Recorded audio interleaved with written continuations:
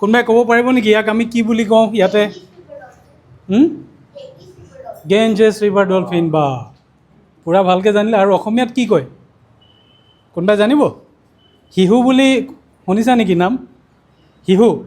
শিহুটোৱে হ'ল এইটো, হয়নে? তোমালোকে যিটো টিভিত দেখা সেই যিটো ডলফিন দেখা নহয়, ইও তেনেকুৱা দেখিবলৈ, হয়নে?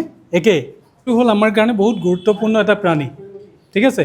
ইয়াক দুটামান কথা মই তোমালোকক কওঁ। ই কেনেকুৱা, ইমানটো দেখিছাতো, কিন্তু এইটো পোৱালি। যিটো ডাঙৰ হয়, ডাঙৰটো প্ৰায় 9 ফুটমানলৈকে ডাঙৰ হয়। 9 ফুট কিমান হ'ব?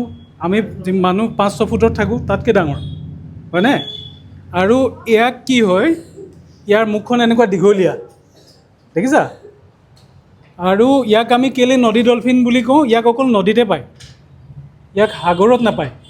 যেতিয়া সাগৰত নাপায়, অকল নদীত পায়, সেইকাৰণে নদী ডলফিন।